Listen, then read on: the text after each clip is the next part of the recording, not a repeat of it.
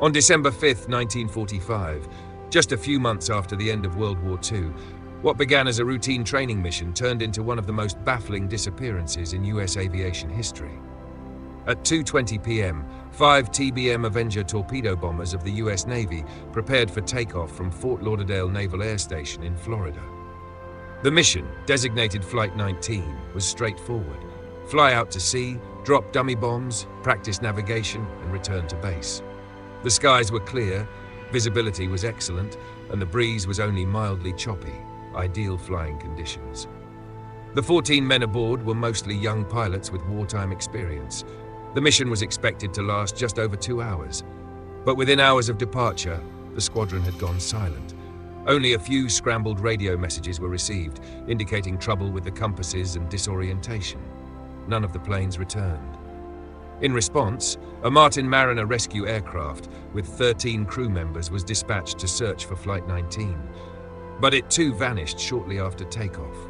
A nearby tanker reported seeing a fiery explosion in the sky, possibly from the rescue plane, yet no wreckage was recovered. In the span of a single day, 27 US Navy personnel disappeared without a trace.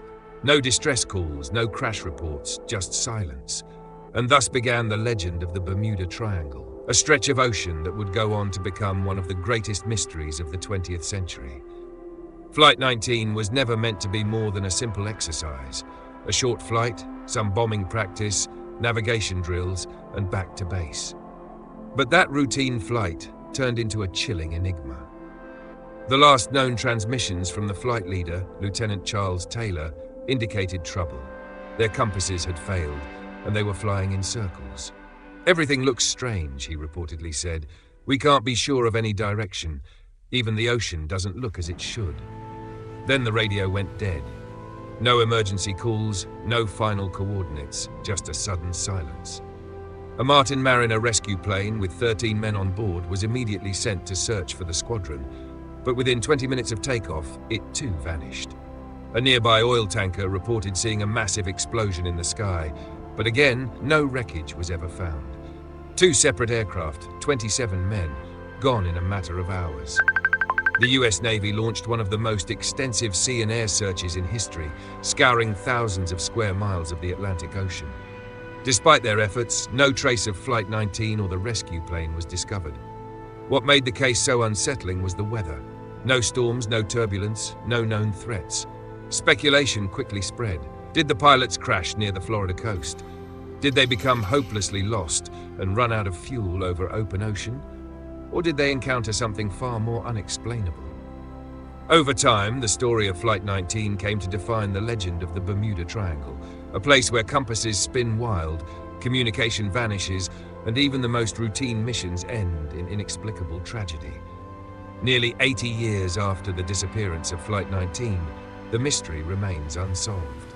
But a group of underwater archaeologists and aviation experts decided to dive into the waters off the northern coast of Florida, hoping to find clues that could unlock the truth. Led by investigator Mike Barnett, the team used advanced sonar and scanning equipment to map the seafloor and identify possible aircraft debris. They soon discovered a scattered cluster of metallic wreckage. At first, the corroded pieces didn't reveal much. Twisted and worn by decades underwater, they were hard to identify. But then something stood out, a large flat panel with visible rivets. Through a rusted hole, Barnett noticed a patch of black rubber, possibly a tire. That was their first major clue. Time was working against them. With limited oxygen and fast-moving currents, they needed to act quickly. Diving deeper, the team came across a large propeller, and then, right next to it, an aircraft engine. The excitement was immediate. After decades of searching, they had possibly found a World War II-era plane. But was it one of the 5 planes from Flight 19, or just a different crash lost to history? The ocean floor is littered with wrecks from decades of conflict and accident. Still, the pieces were starting to fit.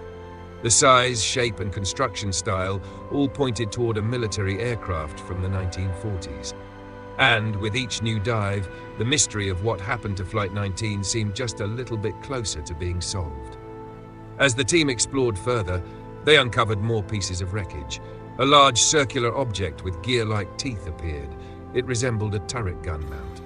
Emotions ran high. Was this really a piece of one of the missing Avenger bombers? To confirm, Mike Barnett called in Roy Stafford, a former Navy pilot and expert in World War II aircraft. Almost instantly, Roy began identifying key components: a three-blade propeller, thick bulletproof glass, and a rotating turret. All signs pointed to the TBM Avenger, the exact model flown by Flight 19. But the most definitive evidence was yet to come. One particular piece of debris caught Roy's attention: the landing gear. Its distinctive design was unique to the Avenger. "I'm 100% sure," he said. "This is from a TBM Avenger." The team was stunned. After decades of speculation, they had finally found a physical connection to the legendary squadron. Each part, the wings, the engine, the gunner's turret, was carefully documented. It was clear they weren't looking at random metal.